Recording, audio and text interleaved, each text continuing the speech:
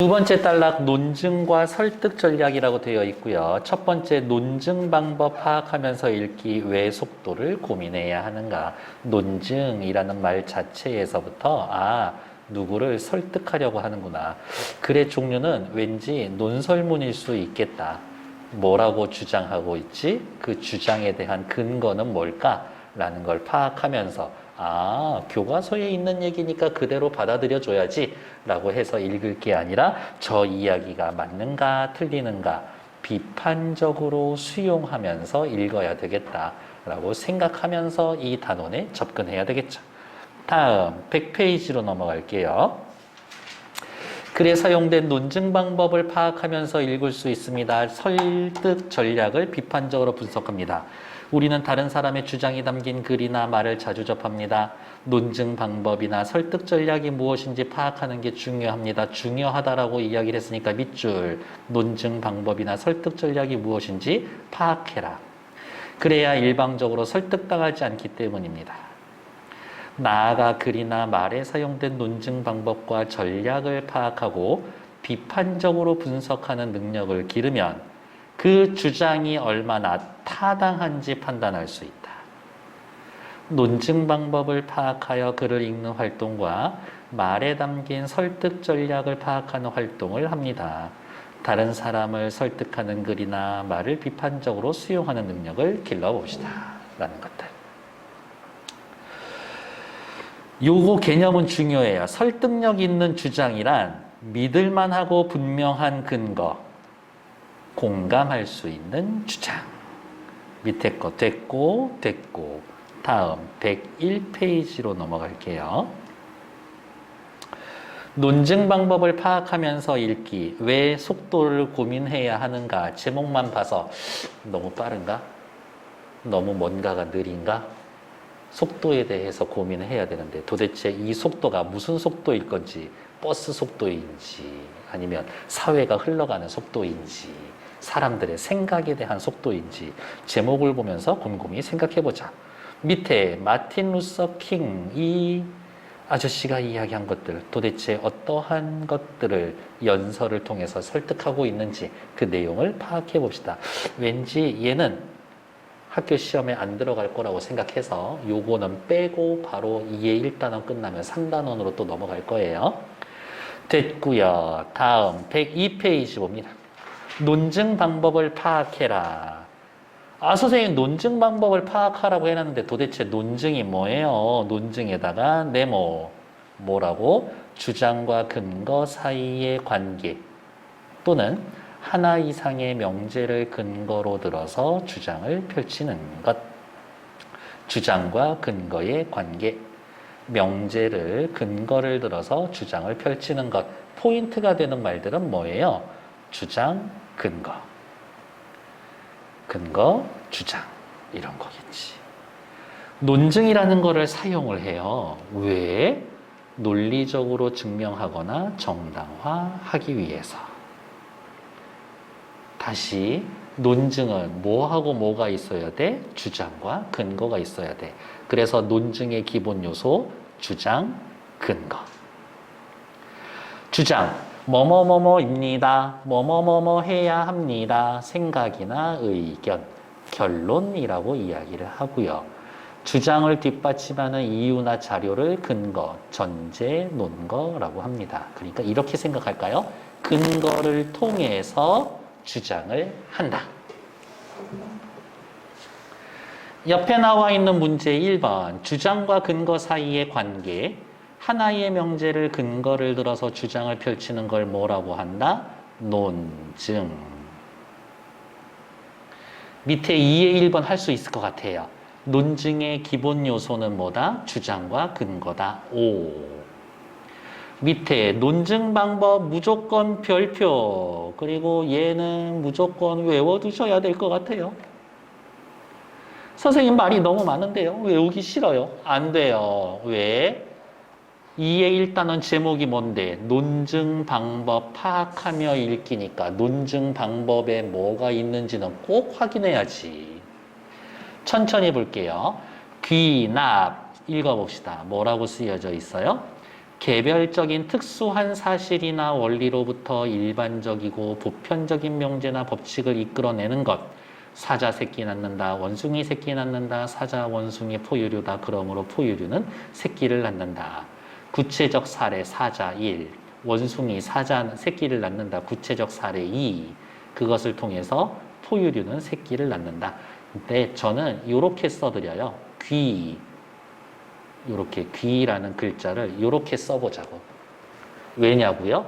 사례 1, 사례 2, 사례 3, 사례 4 등등등등을 모으고 모아서 어떻게 일반적인 원리를 찾아내는 것. 이게 귀납. 연역은요. 일반적인 사실이나 원리로부터 개별적인 사실이나 특수한 다른 원리를 찾아내는 것. 동물은 죽어. 사람은 동물이지. 그러므로 사람은 죽어. 그래서 저는 연역법을 이렇게 써드립니다. 연이라고 쓰고 이렇게 삼각형. 어떻게? 일반적인 원리에서부터 구체적 사례 1, 2, 3, 4를 뽑아내는 것. 얘가 연역. 엄청 중요해요. 귀납, 연역. 이거는 과학 시간에도 아마 거의 첫 시간에 배울 텐데 과학적 지식이란 무엇인지 어쩌고 저쩌고 하면서 유추라는 말은요. 밑에다 쓸까요? 유비추리라는 말의 줄임말이에요. 두 대상이 여러 면에서 비슷하다라는 것을 근거로 다른 속성도 유사할 거라고 추측하는 것. 태국은 강수량과 일조량이 많아 벼농사가 잘 돼. 베트남도 강수량과 일조량이 많아. 그러니까 베트남도 벼농사가 잘 될 거야. 이렇게 생각할까요? A에 A, B, C 속성이 있어. B에도 A, B, C 속성이 있어. 그러면 A와 B는 비슷하다는 얘기지. 근데 어머, A에 D라는 속성이 확인이 됐어. 그러면 확인하지 않더라도 B에도 D가 있을지 몰라. 라고 생각하는 게 유추. 개별적인 특수한 사실이나 원리로부터 그러니까 여러 개에서 일반적이고 보편적인 원칙. 그러니까 어떻게 여러 개에서 일반적인 거. 이거 뭐예요? 귀납이죠. 귀납. 2번 틀렸네. 3번 두 대상이 여러 면에서 비슷하다라는 것을 근거로 하여 다른 속성도 유사할 거라고 추론하는 것을 유추라고 한다. 정답. 됐습니다. 그러니까 우리가 해야 할 일은 뭐다? 귀납, 연역, 유추. 얘기는 세 개는 꼭 기억하고 가자. 다음 103페이지 보러 갈게요. 다음 학생의 말이 타당한지 생각해보고 그렇게 판단한 이유를 말해봅시다. 나는 이 그림이 별로 훌륭하다고 생각하지 않아서 반고흐는 예술교육을 제대로 받지 않았거든. 자신의 주장. 밑에 요게 이 사람이 이야기한 근거. 내 친구 주위의 친구들이 이 그림이 반고흐라는 거를 몰라. 우리나라 사람들은 예술에 관심이 없어. 이게 자신의 주장. 이렇게 대했었던 판단. 이런 거죠. 괜찮나요? 둘 다 맞는 것 같다? 대충 느낌상 안 맞는 것 같죠? 걔를 말을 좀 예쁘게 만들어 보자고. 논증 방법이라는 말을 써서 왼쪽 학생 살펴봅시다. 훌륭하지가 않아. 왜? 미술 교육을 받지 않았으니까. 아이쿠야.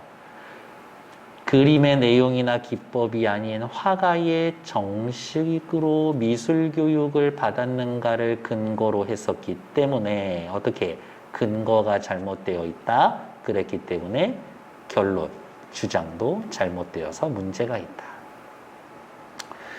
주위의 친구들이 모르기 때문에 우리나라 사람들의 관심이 없어. 주위의 친구라고 하는 일부 사례로 우리나라 전체를 표현했죠. 일부 사례만으로 우리나라 사람들이 예술에 관심이 없다라고 일반화했다. 그래서 오류가 있다라는 것들. 괜찮나요? 네. 그래서 제 주장이 왜 잘못되어 있는지는 이렇게 말을 할 수가 있을 겁니다. 왜 속도를 고민해야 하는가? 귀납과 연역을 사용하여 주장을 이끌어내고 있다. 주장을 효과적으로 드러내고 있는지 잘 살펴봅시다. 주장하는 글. 택배기사의 열악한 노동 환경에 대해서 무조건 빨리 갖다 주세요잖아요. 속도를 지나치게 중요하지 않는지 반성하고 작은 불편을 받아들일 줄 아는 소비자가 되자. 제목, 왜 속도를 고민해야 하는가? 의문문으로 제목을 삼아서 호기심을 유발한다. 귀납 연역 다 쓴데요. 통계적 자료를 써서 타당성을 높입니다. 통계적 자료를 높여서 신뢰성을 높입니다. 이렇게 해도 상관없습니다. 괜찮나요? 최근에 뭐 택배로 시켜서 뭐 주문 받아놓은 거 있어요? 그래요? 저는 인천에 사는데 얼마 전에 남동구에서 남동구가 주관을 해가지고 뭐 김치 브랜드 하나를 만들었더라고. 그래서 한번 시켜봤는데 오늘 가서 먹어봐야지. 맛있었으면 좋겠다.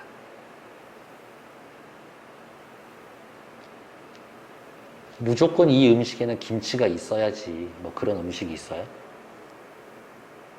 김치볶음밥, 김치찌개 말고. 나는 라면. 라면에 무조건 김치 있어야지. 그렇지 않냐? 이렇게. 중국 애들이 김치를 지네 거라고 우기고 있는데 헛소리 하지 말라고 그래. 우리는 파스타 집에 가도 김치 나온다고. 아웃백에 가서 스테이크 시켜도 김치 달라고 하면 김치 준다고. 쥐들 김치 냉장고 있어? 있지도 않으면서. 그냥 그렇다고요. 왜 속도를 고민해야 하는가? 앞에 나왔으니까 바로 체크합시다. 뭐라고? 동그라미, 의문형. 호기심 유발.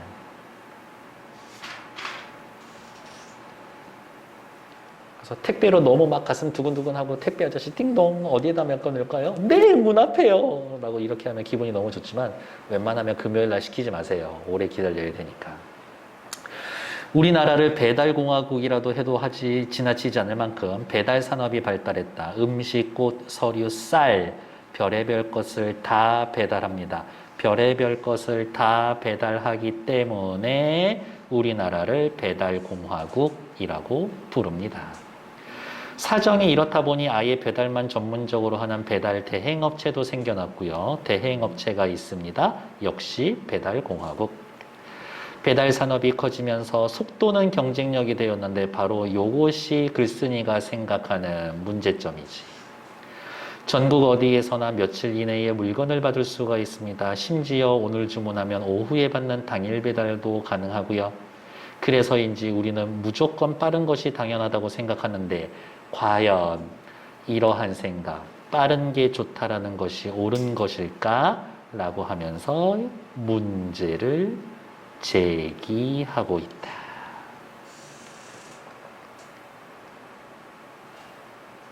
광고하는 건 아니지만 책 배달은 알라딘이 제일 빨라. 그건 또 동네마다 다를 수 있는데 저희 동네는 알라딘이 제일 빨라요. 그냥 그렇다고요.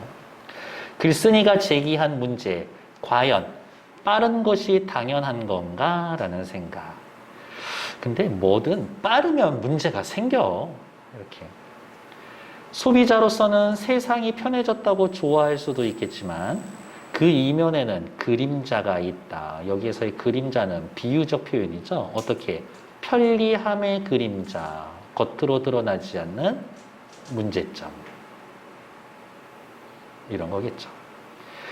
일부 택배기사들은 빨리 배달하려고 과속하거나 신호를 어겨서 교통사고 내기도 합니다. 21년 안전보건공단의 조사에 따르면 얘 하면 뭐예요? 신뢰할 수 있는 자료를 인용했습니다. 쟤네들이 한 조사는 믿을만 하겠지. 산업재해 가운데 교통사고가 절반 이상. 가장 큰 원인은 빠른 속도를 강조하는 배달 구조다. 빠른 속도를 강조하는 배달 구조 때문에 교통사고가 많이 발생하고 있어요. 라고 이야기를 하고 있네요.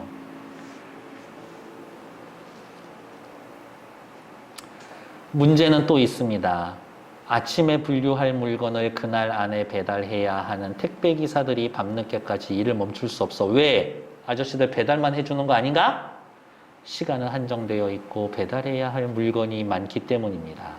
역시 2017년 서울노동권익센터가 이야기한 것들 신뢰할 수 있을 만한 자료를 인용했습니다. 요거 하나 더 확인해 놓을게요.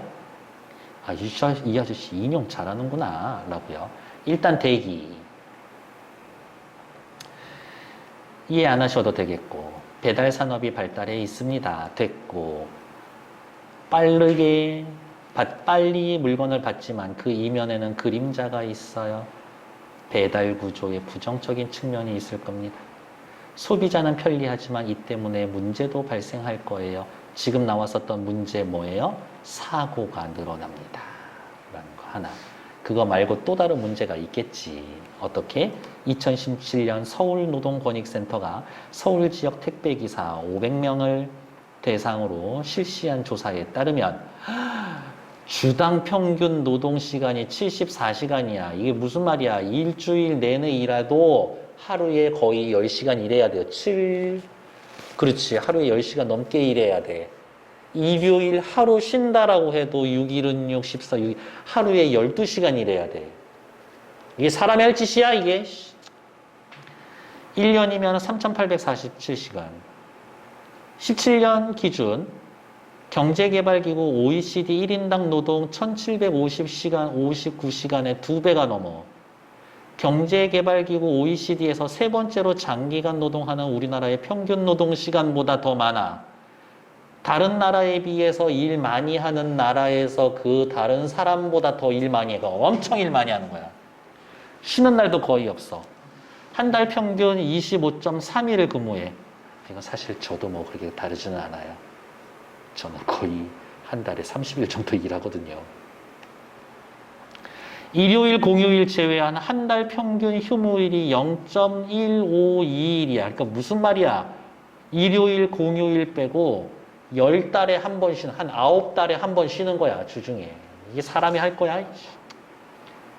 일요일과 공휴일 제외하면 쉬는 날이 아예 없다라는 사람 90.6%. 몸이 아픈 날에도 일해야 돼. 74.1%가 그런 경험이 있다라고 이야기를 하고 있습니다. 여기까지 끊고 통계 자료를 활용을 했는데요. 위에다 쓸까요? 구체적 수치를 제시합니다. 구체적 수치를 제시해서 신뢰성을 높입니다. 자신의 주장의 타당성을 높이고 있습니다. 결국에 여기 이 지문, 여기 이 부분 무슨 얘기하고 싶은 거예요? 노동시간이 과도해요. 이런 거죠. 장기간 노동에 시달리고 있어요. 이런 얘기를 해주고 있는 거지. 글쓴이의 주장의 타당성과 신뢰성을 높이기 위해서 통계 자료 사용했고요. 구체적 수치, 이제 그 수입에 관한 이야기도 밑에 나올 거예요. 객관적인 근거를 제시했다. 객관적인 근거, 타당성, 신뢰성을 높여줍니다. 확인해야 되겠죠. 아무튼 일을 엄청 많이 합니다. 그 얘기. 그러면 단순하게 생각하면 일 많이 하면 돈 많이 벌겠지. 그냥 그걸로 만족해요. 라고 할 수도 있는데 규모가 커지면 해당 업종에 종사하는 사람들의 수입이 느는 게 당연하지만 택배기사들은 수입이 안 늘어. 택배 시장이 과열되면서 더 저렴한 가격에 배달하려는 가격 경쟁이 심해져서 개인의 수입은 달라지지 않습니다. 생각해보면 택배비 되게 싼 거예요. 우리 저기 치킨집에다 시켜 먹으면 그래도 그거 한 2,000원, 3,000원 하지 않나? 근데 택배도 기본적으로 한 2,500원, 3,000원 하니까 쌀 20kg를 시켜도 2,500원, 3,000원인데 생각하면 되게 싼 거야. 택배 기사들은 유류비, 차량 유지비, 통신비 등 각종 비용을 제외하고 건당 800원 정도 벌 수가 있다. 이것도 많이 오른 거지. 옛날엔 500원이라 그랬는데. 단순 계산하면은 25.3일 일하면서 350만 원 벌려면 하루에 170개를 배달해야 돼. 주당 평균 노동시간이 74시간이니까 주 6일로 근무하면 하루 12시간 넘게 일하고 1시간에 14개 해야 돼. 그러니까 어떻게 14개를 60분에 배달해야 되니까 7, 7, 3, 20, 7, 4, 20, 7, 5, 7, 4, 28. 한 4분, 5분에 한 개씩 배달해야 돼. 아파트는 차라리 괜찮아. 주택이면 죽어나는 거야. 어떻게 생각합니까? 독자에게 어떻게 질문을 함으로써 문제의 심각성을 인식하게 합니다. 결국 더 싸게 배달하고 많이 배달하는 것이고 눈꽃들 사이 없이 일할 수밖에 없다라는 겁니다. 밥 먹을 시간이라도 있겠어. 106페이지. 제가 이렇게 흥분한다고 뭐 가족 중에 이렇게 배달하시는 분들이 있는 거는 아니지만 저는 그냥 그분들 늘 감사하고 있어요.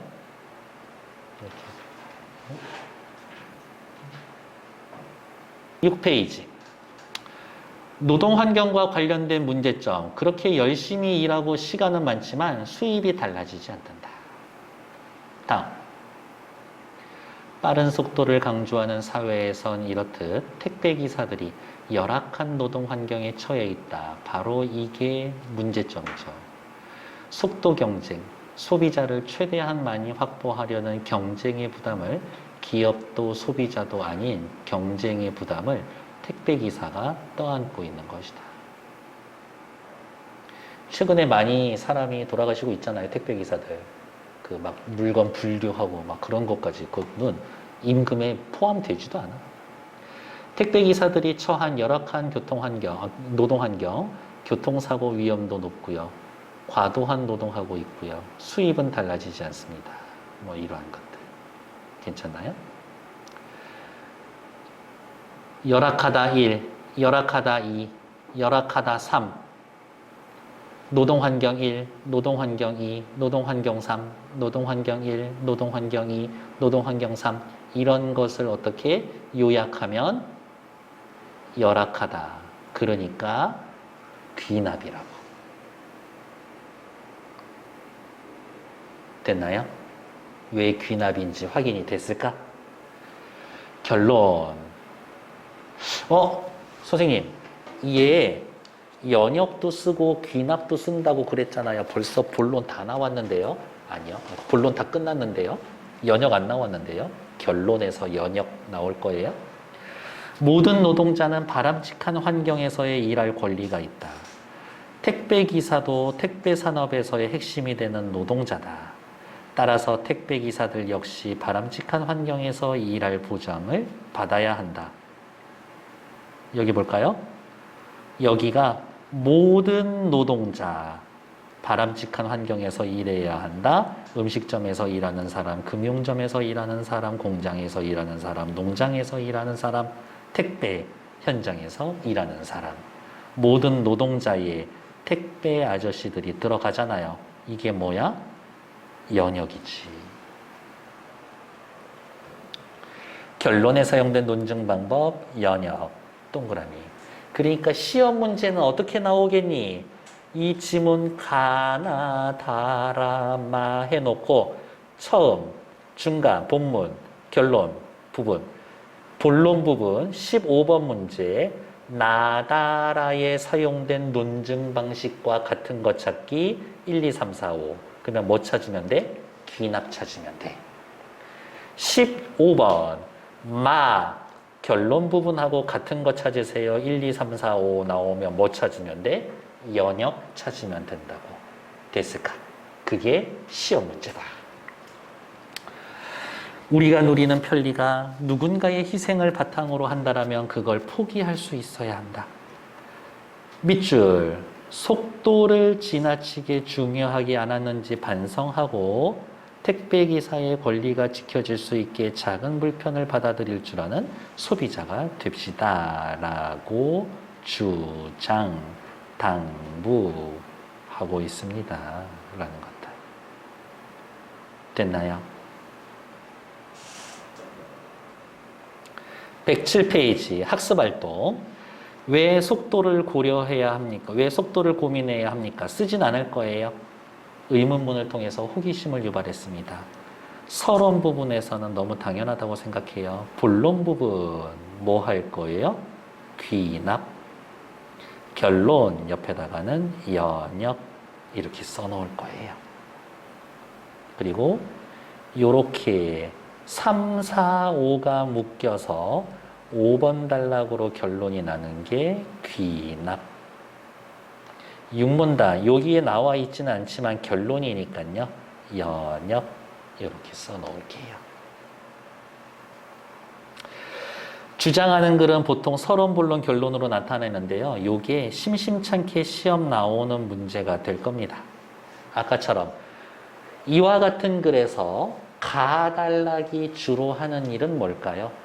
이와 같은 글에서 마단락이 주로 하는 일은 뭘까요?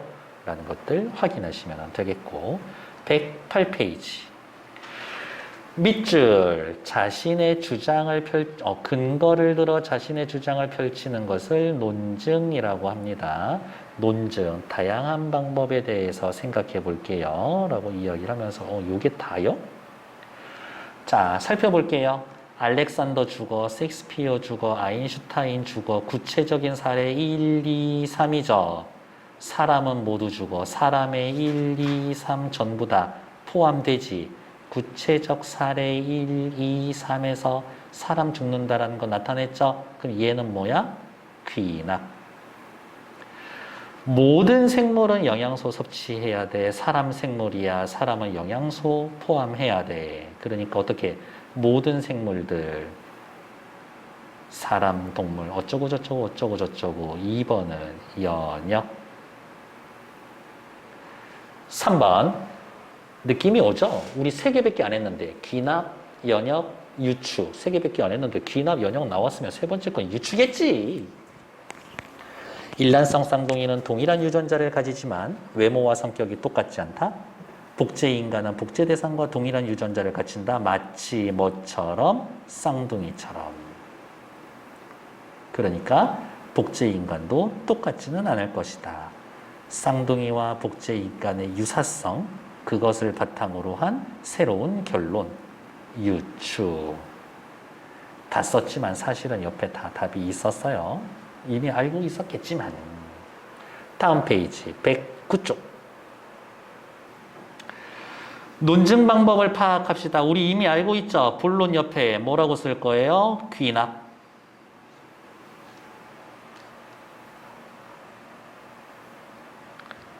귀납은 뭡니까?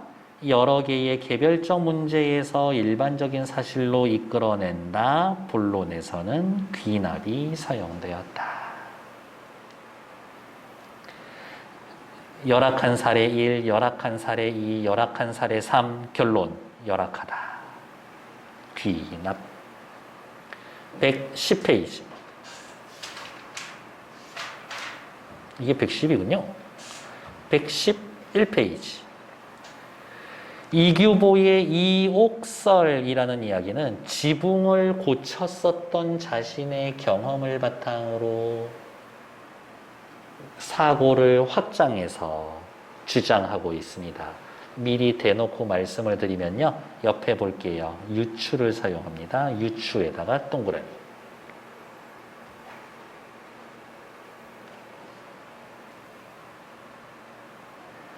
110페이지 볼게요. 결론의 일부입니다. 우리 근데 결론 이미 알고 있죠? 뭐라고요? 연역. 연역은 뭔데요? 일반적인 것에서부터 구체적인 사실, 결론을 내는 걸 연역이라고 하죠. 모든 노동자 바람직한 환경에서 일해야 돼. 택배기사도 바람직한 데에서 일을 해야 돼. 라고 이야기해서 모든 노동자 일반적인 거, 택배기사 구체적인 사례. 그렇기 때문에 연역이다. 확인하면 되겠고요. 됐어. 밑줄 긋읍시다. 결론에 사용된 논증 전개 방식 뭐예요? 라고 물어보면 일반적인 사례에서 개별적인 사실을 이끌어내고 있으니까 연역이 사용되었다. 확인. 된다. 효과적으로 잘 드러냅니까? 네. 8번 문제. 윗글에 사용된 논증 방식에 어디에서 결론 뭐 하라고요? 연역 찾으면 됩니다. 연역, 연역, 연역.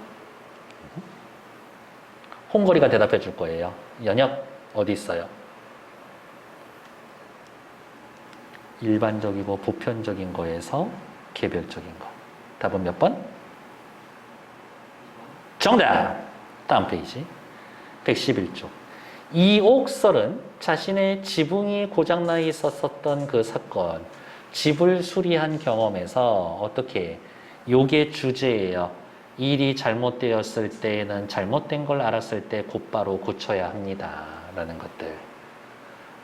지붕의 경험에서부터 국가의 일로 내용이 좀 확장이 되기도 할 거예요. 나라의 정치. 그래서 그 경험을 제시하고 깨달음을 썼습니다. 3번 여기 밑에다 하나 더 쓸 거예요. 어떻게? 내용. 사고의 확장이 일어납니다. 내용, 사고의 확장. 글의 종류는 설이라고 합니다. 시작해 볼게요. 행랑채가 퇴락하여 지탱할 수 없게 된 것이 3칸이었다. 이게 3칸 무너지고 있네요. 나는 마지못해 이를 모두 수리했었다. 그런데 그 중에 2칸은 비가 샌 지 오래되었으나 그걸 알면서도 이럴까 저럴까 망설이다가 손을 대지 않았고, 나머지 1칸은 처음 비가 셀 때 서둘러서 기와를 갈았다. 근데 수리하려고 봤더니 비가 샌 지 오래된 것들은 모두 썩어서 수리비가 엄청나게 들었고, 한 번밖에 비가 새지 않았던 칸들의 제목들은 온전해서 다시 쓸 수 있어서 비용이 많이 들지 않았다. 경험. 나는 이에 느낀 것이 있었다. 뭐를 느꼈을까? 문제가 생기면 바로 처리하자.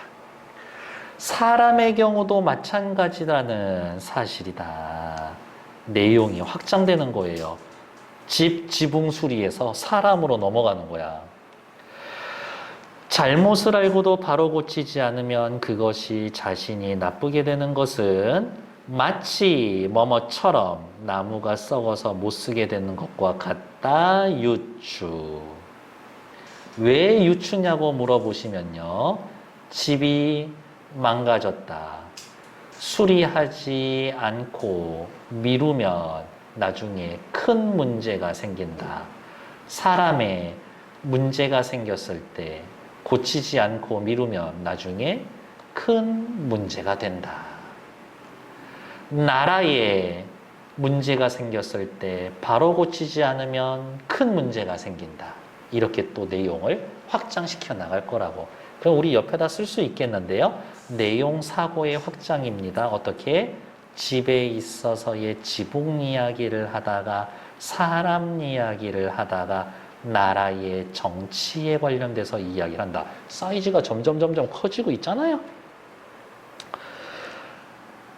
잘못을 알고 고치기를 꺼리지 않으면 해를 받지 않고 다시 착한 사람이 될 수 있으니 저 집의 제목처럼 말끔하게 다시 쓸 수 있다. 언제 말끔하게 다시 쓸 수 있다? 잘못을 알고 고치기를 꺼리지 않으면. 그뿐만이 아니라 나라의 정치도 이와 같다.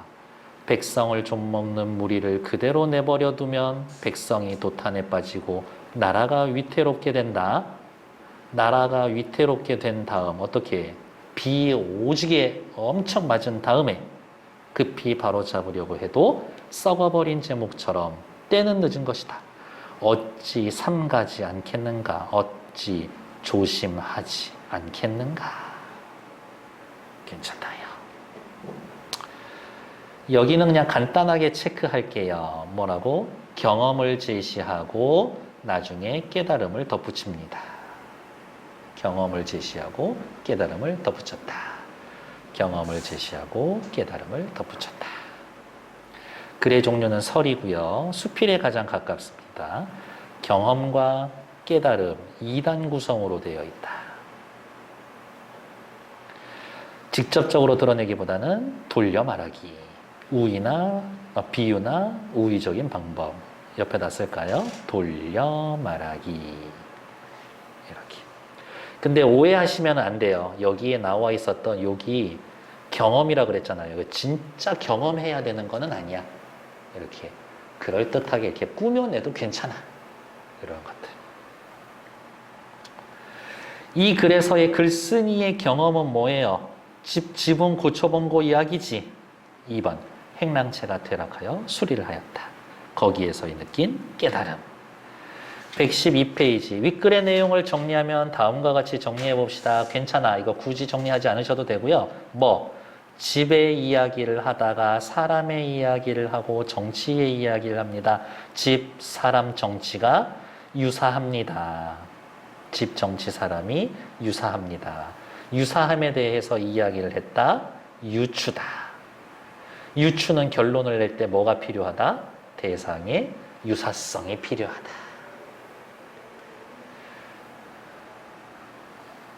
집 고장났어. 안 고치면 고생해. 사람 문제 있어. 안 고치면 고생해. 나라 문제 있어. 바로 안 고치면 큰일 나. 이게 유추. 됐을까요? 그래서 니들 어디 아프면 바로바로 그냥 병원 가. 니들 나이 때 병원 잘 안 가려고 하지 않냐? 아니냐? 니네 그냥 웬만해서 그냥 엄마 막 아파가지고 들어놓고 있으면 같이 병원 갈래 그러면 니들 막 짜증내고 안 가잖아요. 나만 그랬나? 되게 못된 놈, 완전 인간 쓰레기 되는데 나 지금? 아프면 그냥 병원 가. 이게 나도 나이를 드니까 어느 날부터 무서워. 큰 병인가?